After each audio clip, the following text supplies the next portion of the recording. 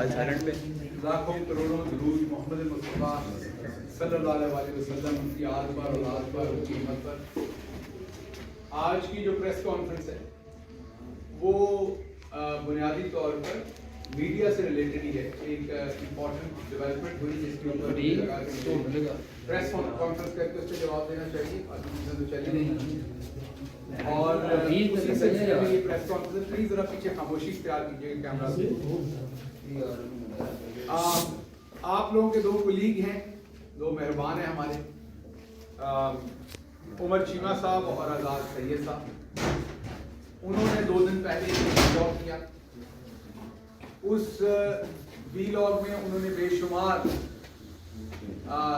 मैं ये कहूँगा कि सनसनीखेज उन्होंने उसमें खबरें दी, उसमें उन्होंने सनसनीखेज इंकशाफात किए मेरी गिरफ्तारी के मुताल्लिक, गिरफ्तारी के दौरान क्या कुछ हुआ उसके मुताल्लिक। अभी मैंने सोशल मीडिया पर देखा वो हज़ारों लोग उसको देख चुके हैं, बहुत सारे लोग मुझे फॉरवर्ड भी कर चुके हैं। और मैंने, क्योंकि जाहिर बात है, मैंने उसको अपने चेयरमैन से, खान साहब से भी डिस्कस किया। उनसे डिस्कस करने के बाद उनकी इजाज़त से फिर मैं ये प्रेस कॉन्फ्रेंस होल्ड कर रहा हूँ। उसमें कुछ जवाब देने थे, कुछ इंपॉर्टेंट बातें हैं ताकि मैं आपके सामने लाऊं। असल में जब एक सोसाइटी नीचे जाती है तो हम तमाम लोग नीचे जाते हैं। ऐसा नहीं कि सियासतदान नीचे नहीं जाते, वो भी जाते हैं। सियासतदान जाते हैं तो अपने साथ मीडिया को नीचे ले जाते हैं। सिर्फ वो नहीं जाते, वो ब्यूरोक्रेट्स को भी साथ नीचे ले जाते हैं। फिर वो बुकला में भी उसी तरह के बंदे पैदा कर लेते हैं, जुडिशरी में भी उसी तरह के बंदे पैदा कर लेते हैं। तो जो सोसाइटी का इन्हेकाज है वो आप सबने अपनी आंखों के सामने देखा, मुझे कोई एक्सप्लेन करने की जरूरत नहीं। आप सबने ये इन्हेकाज जो है वो, अगर एक रेप केस होता है, जो ये आपको याद होगा एक खातून के साथ एक रेप केस हुआ था जिसमें बाद में विक्टिम शेमिंग करने की भी कोशिश की गई थी, जो कि बड़ी भौनी कोशिश थी, जो ये सियालकोट की मोटरवे शुरू होने से पहले जो हुआ था। उसमें आप देखिए कि उन्होंने कांटेक्ट किया था, उस टाइम जो भी हेल्पलाइन थी वो भी इन्हतात आपके सामने था। फिर उसके ऊपर शुरू में जो हमारा मीडिया का रिस्पॉन्स था या सियासतदानों का या दूसरा था वो भी आपके सामने था। पूरी सोसाइटी जब इन्हतात का शिकार होती है, कोई भी आप इवेंट देख लें तो इकट्ठी होती है। इसमें भी मुझे वही इन्हतात का शिकार सोसाइटी नजर आ रही है जो हमारे इन 2 लोगों ने ये व्लॉग किया। मेरे से किसी किस्म का राब्ता नहीं किया। जब व्लॉग अपलोड कर दिया तो उसके आसपास मुझे एक मैसेज भेज दिया, अस्सलाम वालेकुम जी, आपसे बात करना चाहता हूँ। ये सहाफती असूलों पर कहीं पूरा नहीं होता। आप हमेशा एज ए जर्नलिस्ट कांटेक्ट करते हैं, कांटेक्ट नहीं होता तो ये बंदे को बताते हैं कि मैं आपके बारे में एक स्टोरी कर रहा हूँ। यहाँ पे सीनियर जर्नलिस्ट बैठे हुए हैं, बताएंगे। अब ये नहीं बताते स्टोरी क्या कर रहा हूँ, ना बताएं। अब ये बताते हैं कि मैं आप पे आर्टिकल लिख रहा हूँ, स्टोरी कर रहा हूँ, खबर कर रहा हूँ, आपको मौक़िफ़ चाहिए। उस मैसेज में सिर्फ ये लिखा हुआ है कि आपसे बात करनी है, मुझसे रब्ता करना है। मुझे क्या पता वो नंबर किसका है। वो तो जब ये व्लॉग हो गया, लोगों ने मुझे भेजा तो मैंने चेक किया कि मुझे कोई मैसेज आया, तो उसमें एक मैसेज मुझे नजर आया जो एक अननोन नंबर से आया हुआ है, जिसमें सिर्फ ये लिखा हुआ। तो पहली तो उन्होंने उसमें एतराज किया, मैंने येलो जर्नलिज्म कहा था और उसी गुस्से में उन्होंने पूरा वो व्लॉग कर डाला कि मैंने येलो जर्नलिज्म का किया था। तो उस येलो जर्नलिज्म का उन्होंने स्टार्ट ही यहाँ से किया। उसके बाद मैं कुछ स्टेटमेंट्स आपके सामने रखता हूँ क्योंकि इन्हें रिफ्यूट करना बहुत जरूरी है, मेरे लिए नहीं, पाकिस्तान के इदारों के लिए जरूरी है बंद करना। वो सबसे पहले ये कहते हैं, पहले तो उन्होंने ये भी कहा कि मैं ट्रोलिंग के लिए मुझे टास्क किया हुआ था। अगर मुझे ट्रोलिंग के लिए टास्क किया हुआ था तो मैं बड़े अदब से पूछता हूँ, आप भी पूरे शहर की हमारी बहन बैठी पूरी माजरत के साथ, आप भी खामखा खवातीन की प्रेगनेंसी पे प्रोग्राम करते रहे हैं। मुझे नहीं समझ आपको क्या आपके इदारे ने इस काम के लिए रखा हुआ है। आपको याद होगा इनकी स्टोरीज, ये किस तरह की स्टोरीज फाइल करते रहे हमारे दोस्त। मैं कोई पर्सनल कमेंट नहीं करूंगा, मैं उनके काम पे बात कर रहा हूँ। आगे इन्होंने बात की कि सबसे पहले इन्होंने कहा कि शहबाज गिल को इंटेलिजेंस एजेंसीज ने पकड़ा और इंटरोगेट किया, ये इनका स्टार्ट था। इसमें बड़ी मैं इंपॉर्टेंट बात कर रहा हूँ, इसमें इन्होंने कोई एलिजिडली, रिपोर्टेडली, मुबैना तौर पर इस्तेमाल नहीं किया। जहां किया होगा वो मैं बताऊंगा आपको। इन्होंने इस्तेमाल नहीं किया, इन्होंने पूरे वसूख से कहा, इसका मतलब इन्हें पता है। अब जो एक हुकूमत ने जीआईटी बनाई हुई उसमें इनको पेश होना चाहिए और बताना चाहिए ये बात, अगर इनके ये इल्म है। ये पहली इनकी स्टेटमेंट। फिर इन्होंने कहा कि शहबाज गिल के पास एक सैटेलाइट फोन था, ये कह रहे, मैं नहीं कह रहा, जिससे वो फैज साहब से और गफूर साहब से, आसिफ गफूर साहब से फोन पे बात करते थे, सैटेलाइट फोन पे। वाज़ेह मकसद है कि सैटेलाइट फोन पे अगर मैं पाकिस्तान में रहते हुए किसी बंदे से बात करता हूँ रेगुलरली, तो किसी कॉन्स्पिरेसी के लिए कर रहा हूँ, चोरी चिकारी करने के लिए, बुरा काम करने के लिए कर रहा हूँ, किसी साजिश के लिए। अच्छा काम तो हो नहीं रहा होगा। अब इसमें इन्होंने मेरे पे तो इल्जाम लगा दिया, लेकिन इसमें जो एक खतरनाक बात हुई है वो ये हुई है कि इन्होंने बहुत ही आला ओहदों पर तैनात लोगों के ऊपर भी इल्जाम लगा दिया कि वो भी मेरे साथ शामिल थे। देखिए, अगर मैं आपको फोन करता हूं और किसी छुपके वाले तरीके से फोन करता हूं, तो फिर आप भी तो मेरे साथ शामिल है ना, क्योंकि आपको पता है कि मैं छुप के या छुपा के आपको फोन कर रहा हूं। तो इन्होंने उन्हें भी अक्यूज कर दिया। उनमें से एक मोहतरम जो है वो रिटायर्ड हो चुके, एक मोहतरम अभी सर्विंग है, उनको भी अक्यूज कर दिया इस कॉन्स्पिरेसी पे। मुझे अब नहीं पता एक्शन किसने लेना है इस चीज पे। मैं ये बिल्कुल नहीं कहूंगा गद्दारी के बगावत का इन पर मुकदमा बने। मैंने हमेशा कहा मेरी कुछ स्टैंडिंग है, वो मेरे साथ जो बदतरीन सलूक करेगा उसके साथ ही खड़ा होगा। मैं हरगिज ये नहीं कह रहा कि बगावत या गद्दारी का कोई मुकदमा इस पे बने, लेकिन और कवानीन होंगे मुनासिब, उनके तहत ये पूछा जाए कि किस तरीके से। मैं तो इसको डिनाई करता हूं। जिस फोन की वो बात करते हैं वो 6 महीने से जाहिर हो गया है, वो कस्टडी में है, उसमें से अभी तक सीडीआर रिपोर्ट्स आ जानी थी मैं किस किससे बात कर रहा हूं, उसमें से तो ऐसी कोई चीज नहीं आई। मेरी कभी किसी शख्स से, किसी भी शख्स से, मैं दोबारा रिपीट कर रहा हूं, मेरी कभी किसी भी शख्स से किसी सैटेलाइट फोन पे बात नहीं हुई। जिस सैटेलाइट फोन को कहा जाता उससे भी मैंने कभी किसी शख्स से बात नहीं की, किसी भी शख्स से। मैं दोष खास की बात नहीं कर रहा, किसी भी शख्स से। तो ये भी झूठा इल्जाम लगाया गया, लेकिन चले मेरी हद तक, मैंने जैसे बार बार कहा, गरीब की जोरू सबकी भाभी, मैं तो मिडिल क्लास हूं, मुझे तो आते जाते आप ठोकते जाएंगे ना, मेरा तो किसी ने पूछना नहीं। लेकिन अब आपने, वो कहा जाता है रेड लाइन, अब आपने वो रेड लाइन क्रॉस की है। मैं देखना चाहता हूं कि रेड लाइन सिर्फ इस्माइल गिल का पोता क्रॉस करे तो तभी कुछ होता है, या इन बहुत बड़े ताकतवर मीडिया हाउसेस में बैठे अगर कोई दोस्त करते हैं तो उनको चले। मैं ये नहीं कह रहा वो वाले केसेस रजिस्टर्ड हो, मैंने पहले कहा उनके मैं हक में नहीं हूं, लेकिन पूछगिछ तो होनी चाहिए, कुछ सबूत होगा इस बात का। ये छोटी बात तो नहीं है। मेरी पार्टी के लोग मुझे पूछ रहे हैं भाई क्या ये सच है, ये छोटी बात तो नहीं है जो आपने कर दी है, आपके पास सबूत होगा इसका। आओ जी संभाले भी आओ, कोई रह ना जाए गलत पार्टी।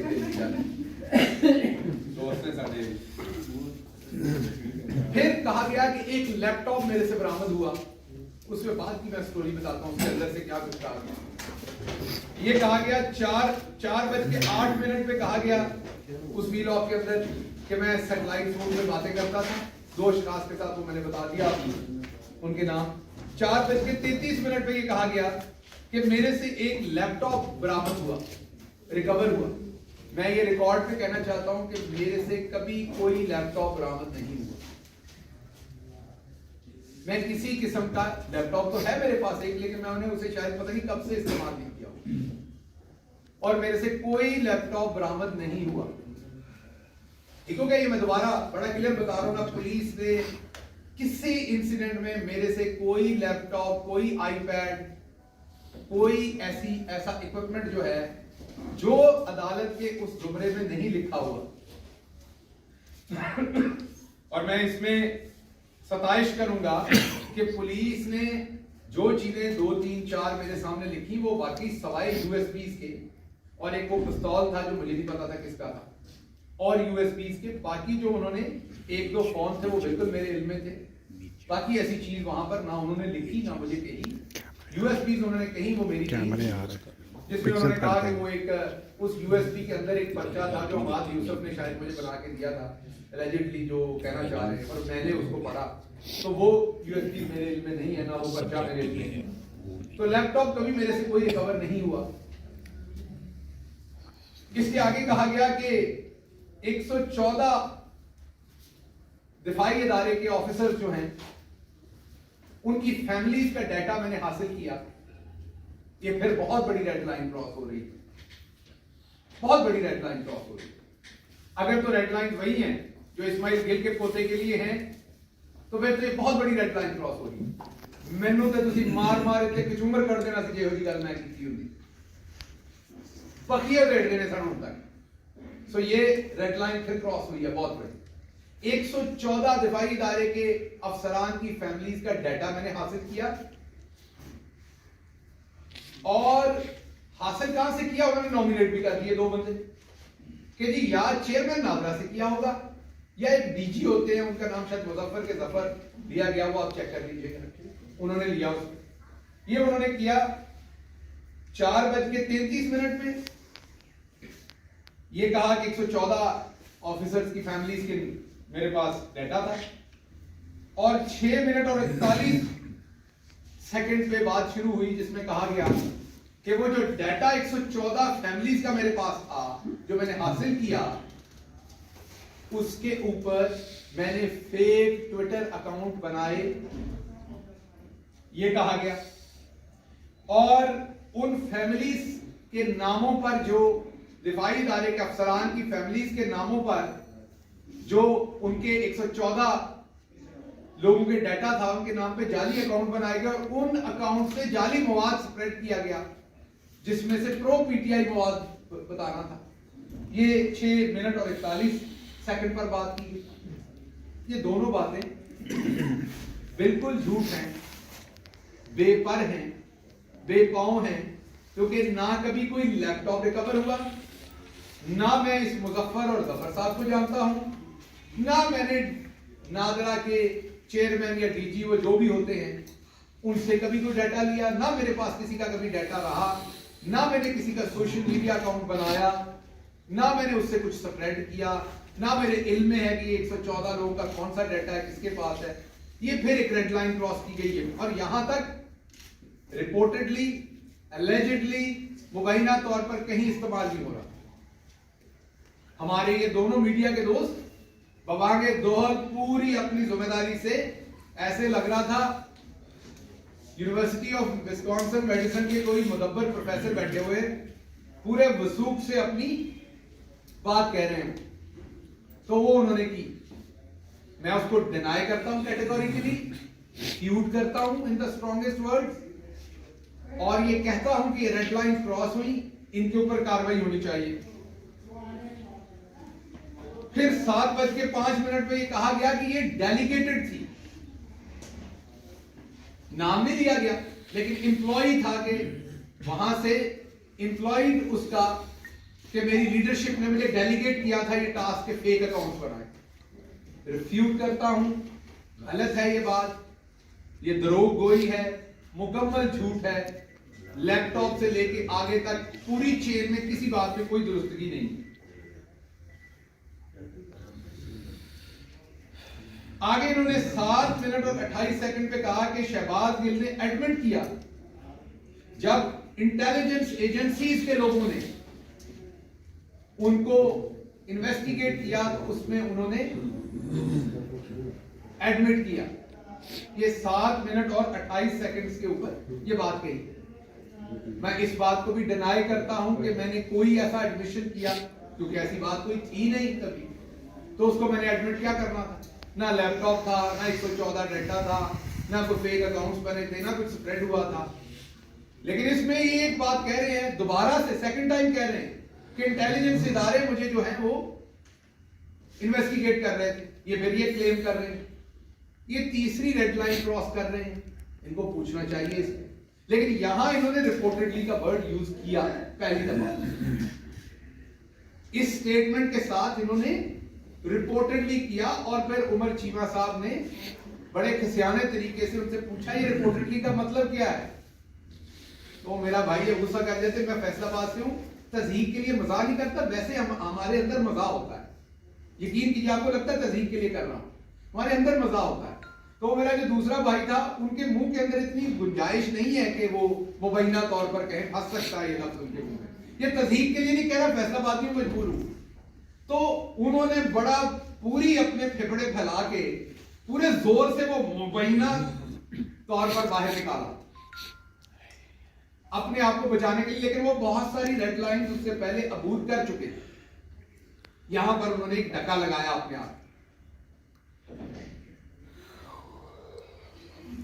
उसके बाद 8 मिनट में उन्होंने कहा कि जनरल बाजवा टोल्ड, कहा जा रहा है कि जनरल बाजवा टोल्ड आरिफ अलवी साहब के शहबाज गिल साहब ने इनसाइड इंफॉर्मेशन डिस्क्लोज की, फर बोले हैं, ये उन्होंने क्लेम किया। फिर कोई एलिजेडली मुबैना तौर पर कुछ नहीं। इसके साथ इंपॉर्टेंट बात ये कि इस बारे में मैं पहले ही ट्वीट कर चुका हूं, काफी दिन पहले, डेट उसकी मैं अभी बता दूंगा प्रेस कॉन्फ्रेंस, और इसको मैं डिनाई कर चुका हूं। उन्होंने अपनी बदयानती से मेरे उस डिनाइल को यहां शामिल नहीं किया, फिर ये क्लेम किया और लोगों को ये तासर देने की कोशिश की कि मैंने फर बोला, जैसे हमारे बड़े सीनियर आदमी, अल्लाह ने उनको बड़ी इज्जत दी हुई है, लेकिन उन्होंने शायद वो अपने ही खिलाफ है कि उन्होंने वो नहीं रखनी। उन्होंने कहा था कि मैं गाने गा रहा हूं, कि जब मैं पकड़ा गया तो मैं गाने गा रहा हूं। मेरी दुआ है कि आपके खानदान में कोई ना पकड़ा जाए और आप गाने ना गाएं। आप तो शायद फिर राग मल्हार गाएंगे और आप गजलें भी गाएंगे साथ, तो इसलिए कोई मुसीबत में हो तो दुआ देते हैं, मजाक नहीं उड़ाते। फिर कहा गया कि मैं बार बार माफिया मांगता रहा। मैंने अदालत में बबांगे दोहल कहा था कि मैंने कोई गलत स्टेटमेंट नहीं दी,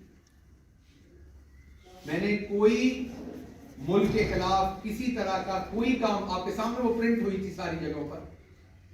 मेरे वकील ने कहा था लेकिन अगर किसी की दिल शिकनी, हमने कुछ गलत नहीं किया, अगर किसी की दिल शिकनी हुई वो बताएं, हमने तो कुछ ऐसा गलत नहीं कहा या कहा, ना इंटेंशन थी ना प्लान था, तो हम उस पर माजरत कर लेते हैं अगर किसी की दिल शिकनी हुई। ये बात ऑन रिकॉर्ड है, अदालत में कही थी, मैंने कही थी, मेरे वकील ने कही थी, बट बहुत क्लियर करके कि हमने कुछ गलत नहीं कहा, कुछ गलत सोच नहीं थी, इंटेंशन नहीं थी, ना डिलीवर किया था, ना प्लान था। फिर एक बात कही 8:20 पे, जो मैं यहां दोहराना नहीं चाहूंगा, मेरे लिए शर्मिंदगी की बात है, उसे दोहराना भी।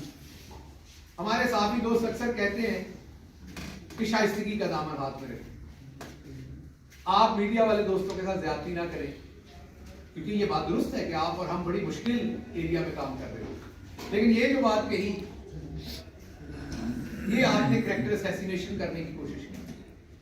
एक खवातीन से रिलेटेड बात उसमें कही गई कि मैंने पुलिस को कहा मैं बताने को तैयार हूं कि किन खवातीन के साथ ताल्लुक है। ये अब आप बिलो द बेल्ट गए, ये येलो जर्नलिज्म नहीं है। माजरत के साथ मुझे आपको मेरा वर्ड बुरा लगना है, मैं उसके लिए पेशगी माफी मांगता हूं, ये गटर जर्नलिज्म है।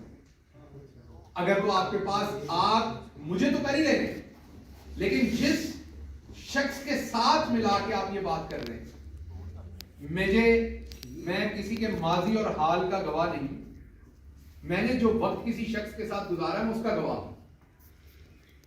जो वक्त मैंने गुजारा उसमें मैंने एक इंसान को उतना नेक पाया जितना कोई इंसान बन सकता है, उतना परहेजगार पाया जितनी किसी की कैपेसिटी होती है और वो बन सके, मैंने उसको उतना नमाजी पाया जितना मुसलमान को होना चाहिए, मैंने उनकी आंखें झुकी हुई पाई जहां झुकी होनी चाहिए थी, जो इस्लाम की शरायत है उनके मुताबिक मैं बात कर रहा हूं। सो मैंने ना कभी ऐसी कोई चीज देखी, ना मैंने ऐसी कभी कोई चीज कहीं पर कही। आपने ऊपर वाले इल्जाम लगाए, मैंने आपको कहा तकलीफ नहीं हुई, क्योंकि आपका ये काम है, आपने ये करना है। आपके पीछे कौन है मुझे ये भी पता है, मुनासिब वक्त पर बताऊंगा। मैं जरा सी बात कहता हूं, आप कहते हैं कि आप भी बॉडा साहब की तरह पार्टी छोड़ रहे हैं। मतलब पार्टी के दफ्तर आता हूं प्रेस कॉन्फ्रेंस करने, पार्टी के दफ्तर में बैठ के प्रेस कॉन्फ्रेंस करता हूं, उसी प्रेस कॉन्फ्रेंस में सवाल होता है पार्टी तो नहीं छड़ रहे हो, इधर आस्ते फिर मैं दफ्तर आके प्रेस कॉन्फ्रेंस करनी। अच्छा, तो इस सारे को करवाने के पीछे कौन मेहरबान है वो भी बताऊंगा, वक्त आएगा। कभी दिन असूदा आएंगे ना, जब आएंगे तो वो भी उन मोहतरम का भी बताएंगे। फिर कहा गया कि मैंने खान साहब को कहा कि बाजवा साहब को सैक कर दें, और ये बात लॉन के अंदर हुई और इसको रिकॉर्ड कर दिया गया। इसमें भी कोई मुबैना तौर पर एलिजिडली रिपोर्टेडली नहीं कहा गया। मैं इस बात को भी डिनाई करता हूं, ये बात भी कभी नहीं हुई। हाँ, उनकी और बातें हुई होंगी, मैं उनका एडवाइजर था, मैं उनसे और बातें करता हूँ, लेकिन ये बात कभी नहीं हुई, मेरे तो असर से कभी नहीं हुई। मैं इसे भी डिनाई करता हूं। आगे लिखा मेरे एक्सीडेंट कार का, मैंने ये कहा मेरी वो उन बातों में मैं इसलिए नहीं जाऊंगा कि वो छोटी मोटी बातें ऐसी, इतना मसाला तो आपका हक है ऐड करना कि आपने अपना वीलॉग चलाना है, ठीक है, गुंजाइश होनी चाहिए। और आखिरी बात कही कि इमरान खान साहब समझते हैं क्योंकि वो 114 लोगों का डाटा पकड़ा गया, दोबारा एलिजिडली मुबैना तौर पे नहीं कहा गया, ये भी पूरे वसूख से कहा गया कि वो पकड़ा गया और उसका ताल्लुक खान साहब से भी था, तो इसलिए खान साहब मेरे से डिस्टेंस हो चुके हैं। बिल्कुल झूठ, गलत। ना खान साहब को उसका इल्म था किसी बात का, ना मुझे था, ना हमसे कोई रिलेटेड है वो बात। बिल्कुल स्ट्रांगली रिफ्यूट करता हूं, इनमें से किसी बात में कोई सच्चाई नहीं है। तो ये मैं एक तो पब्लिकली रिफ्यूट कर रहा था, दूसरा ये आज मैंने ये लीगल नोटिस जो आपके सामने चीजें रखी हैं, इसी के ऊपर में लीगल नोटिस ड्राफ्ट हो गया। ये अभी मैं इसको जाके अपने लॉयर से आज शाम में निकल जाएगा पोस्ट में, और ये कल उनको डिलीवर हो जाएगा। ये लीगल नोटिस जो है ये सर्व हो जाएगा मेरे मुखला की तरफ से। 14 दिन के अंदर मैं पब्लिक अपॉलॉजी चाहूंगा। जिधर जिधर रेड लाइन के ऊपर व्हाइट चूना होना वो देखना चाहूंगा कि होता है कि नहीं होता तो मैं तो फिर पाकिस्तानी शहरी हूं, आइन मुझे हक देता है, मैं अदालत जाऊंगा, मुकदमा करूंगा जो कानून मुझे इजाजत देता है। और इन दोस्तों से ये पूछूंगा कि अगर आपने इतनी बड़ी बड़ी स्टेटमेंट्स मेरे बारे में दे दी हैं, उसमें मुझे आपने गद्दार भी साबित कर दिया है, कॉन्स्पायरेटर भी साबित कर दिया, उसमें आपने मुझे जाली अकाउंट्स बनाने वाला भी साबित कर दिया, आपने मुझे डाटा चोर भी साबित कर दिया, आपने उस डाटा का यूटिलाइज भी मुझे बता दिया, आपने किसी की कैरेक्टर असैसिनेशन भी मेरे से करवा दी है, आपने एक मुल्क के आर्मी चीफ को सैक करने का जुम्मा भी मेरे कंधों पर डाल दिया है, तो कुछ तो सबूत होगा ना आपके पास। मेरा नहीं ख्याल आप दोनों फांसी का सिरप पी के बैठे ये वीलॉग कर रहे थे, कुछ तो सबूत होगा ना इतनी बड़ी बातें करने का। मैंने आपको कहा चलो मैं मिडिल क्लास ही सही, आप ऐसी बातें बिलावल के बारे में नहीं कर सकते, हमजा शहबाज के बारे में नहीं कर सकते, किसी और बड़े आदमी के बड़े बेटे के बारे में, शहजादे के बारे में नहीं कर सकते, किसी शहजादी के बारे में नहीं कर सकते। चलो यार मेरे बारे में कर सकते हो तो कम से कम आप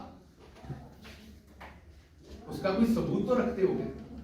तो एक तो मुझे ये सबूत चाहिए, या आपकी अपॉलॉजी चाहिए, या पब्लिक में ले आए। अच्छा इन्होंने ये भी कहा कि रिकॉर्डिंग नहीं हो रही, तो हो रही होगी, मेरी तो आंखों पे पट्टी थी, मेरे हाथों को हथकड़ियां लगी हुई थी, आंखों पे पट्टी थी, मुझे नहीं पता रिकॉर्डिंग हो रही थी कि नहीं हो रही होगी, तो मैं इजाजत देता हूं ले आए साहब। इसलिए मैं बड़ी सादा बात करता हूं कि जो लोग अपने आप को लिबरल कहते हैं ना, एक बात याद रखिएगा, लिबरल शख्स जो होता है वो किसी इंसान के ना साथ होता है ना खिलाफ होता है, वो आइडियाज के साथ होता है और आइडियाज के खिलाफ होता है। जो ऑप्रेसर होता है उसके खिलाफ होता है लिबरल आदमी। ये मैंने पहली दफा लिबरल देखे हैं जिनकी अपनी चॉइस है, उन्होंने कब ऑप्रेसर के साथ होना है और कब विक्टिम के साथ होना है।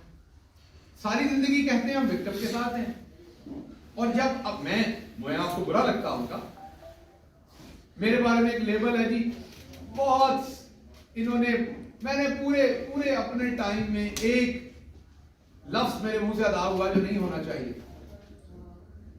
जिसका बवेला कल परसों मचाया गया, और उस पर मैंने सिर्फ अफसोस का इजहार किया जाके उस एक लफ्ज पे और किसी चीज पे, और मेरे 5 साल के पॉलिटिकल करियर में वो एक लफ्ज है तो मेरे से अदा हुआ जिसका मुझे अफसोस है। लेकिन मुझे इन्होंने ब्रांड किया कि बहुत बुरी जुबान इस्तेमाल कर, हालांकि इनके अपने लोग खवातीन को गालियां देते, क्या कुछ करते। मेरे से जो एक लफ्ज हुआ था मैंने उसे भी वापस ले लिया, उसको भी, उस पर भी अफसोस किया। क्या आपने कभी वापस लिए अपने अल्फाज? मुझे तो आपने ब्रांड किया। तो चले, मैं आपको बुरा लगता होगा, आपने कहा जी बहुत बुरी बातें करते थे, लेकिन आपने ये तो देखना है कि आप हक पे खड़े हैं या नाहक खड़े हैं। आप विक्टिम को मजीद पंच मार रहे हैं या आप किधर खड़े हैं? मुझसे नफरत कीजिए, आपका हक है अगर आपने करना, but stand with your ideas. At least जो खाल पहनी हुई है उसके साथ तो ऑनेस्ट रहे ना।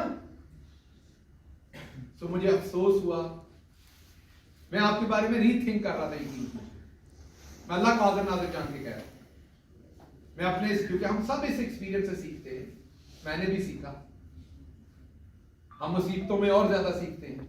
मैं आपके बारे में रीथिंक कर रहा था, मैं सोच रहा था कभी हम दोबारा मिलेंगे। आपसे पहले भी फवाद चौधरी साहब के घर पे कई दफा मुलाकात हुई, मैं सोच रहा था दोबारा कभी आपसे मिलेंगे तो डिफरेंट, क्योंकि मैं आपसे वहां पर बातचीत नहीं करता था, मुलाकात भी होती थी। आपके इन्हीं कमेंट्स की वजह से, मेरे लीडर के ऊपर आपकी जो तौहीन हमें कमेंट्री होती थी, उसकी वजह से मैं इवन वहां भी आपसे बातचीत नहीं करता था। लेकिन मैं अब सोच रहा था कि चले शायद अगली मुलाकात हो तो हम कोई मैंने इतनी बड़ी मुसीबत देखी उसमें से ये कि कोई मिडिल ग्राउंड ढूंढते हैं। इन दोस्तों को भी कहते हैं यार इतनी अखीर पे नहीं जाना आपकी। मैंने तो कभी नहीं अपने मुखालफिन के लिए ऐसे लफ्ज, ऐसे इल्जामात लगाए जिसका सबूत ना हो। तो इसलिए आपको अपॉलॉजी करनी चाहिए फौरन। अगर आप नहीं करते तो इंशाल्लाह, मुझे नहीं पता इंसाफ मिलेगा कि नहीं, इंसाफ के लिए तवज्जो करूंगा और एक्सपेक्ट करूंगा कि मेरे अलावा जिन शुरफा की 4 लोगों के तो नाम ले दिए गए जो डिफरेंट इदारों के अंदर बड़े अहम ओहदों पर हैं या रिटायर हो चुके हैं, तो इंस्टीट्यूशंस को भी बदनाम करने की कोशिश की जा रही है, पर्सनैलिटीज को भी की जा रही है, मुझे तो की जा रही है। तो मैं अब देखता हूं कौन एक्शन लेता है, कितना एक्शन लेता है।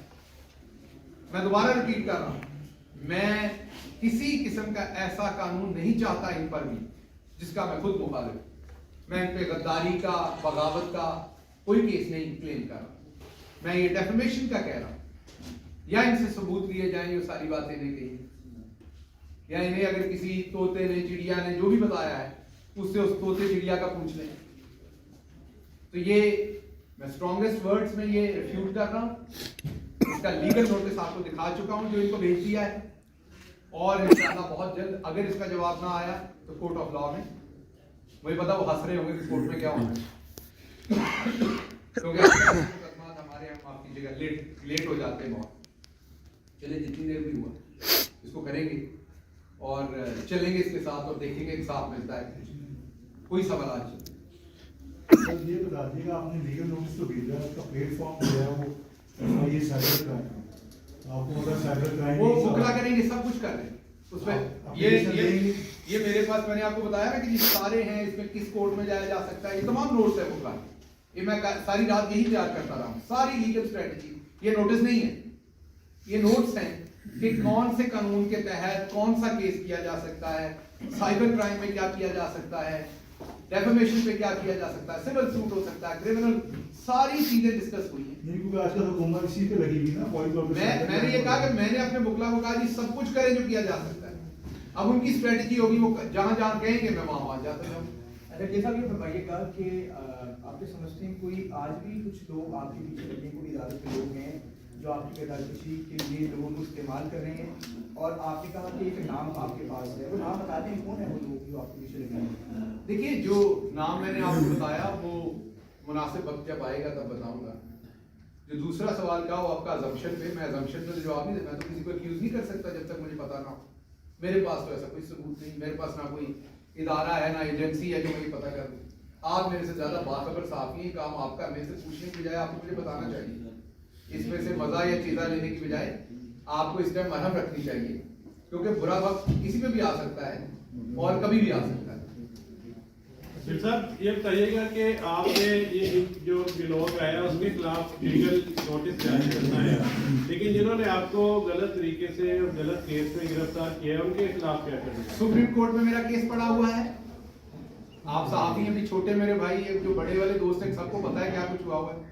पहले ना तो पूछ लेना अगली बार सवाल ठोकर तो पहले। सुप्रीम कोर्ट में मेरा केस पड़ा हुआ है, हाई कोर्ट में मेरा केस पड़ा हुआ है, लोअर सेशन कोर्ट में मेरा केस पड़ा हुआ है, पुलिस के पास एक दरखास्त करी हुण तुसीं मैनूं अपना एड्रैस देना मैं तुहाडे कोल भी दे आनी उस पर कोई पेशकश नजर आ रही पुलिस वो की? तुसीं दसनी है मैनूं भाई जान मैं ते साहिल बन के खड़ा हर जगह दे अच्छा मोहतरमा मरियम सरवर साहिबा ने दोबारा इदारों पे जो है वो काम करनी शुरू कर दी है इमरान खान के साथ साथ, ये क्या देख रहे हैं अचानक से फिर ये वो बात जो है वो देखिए बाजी हमारी जो है बड़ी मुस्तकिल मिजाज है। एक बात मैं सबसे पहले कहूंगा कि सफदर साहब का एहतराम मेरी नजरों में बड़ा है, कम से कम उन्होंने सच बोला। इसकी शायद वजह ये कोई शरीफ खानदान से नहीं है, पाए से है, इसे उन्होंने सच बोला और नजर आया कि वो खानदान के बाहर से हैं। सर आईना दिखाया मरीम नवाज को। बाजी ने उनको ना सिर्फ स्नैप किया है बल्कि उनके इस अगर ये कहीं शहबाज गिल की स्टेटमेंट पे मेरी पार्टी ने कह दिया होता ना वो तूफान आ जाना था, तूफान आ जाना था, फट जाना था टीवी, हर शय फट जानी।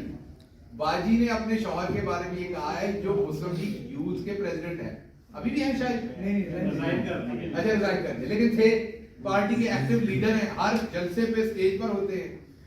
उनके बारे में कहा ये उनका जाती बयान, पार्टी का बयान नहीं है। पहले घर से अपने वो जैसे घड़ियां दी सुइयां मिलाई दी था ना, पहले घर से सुइयां मिला लो।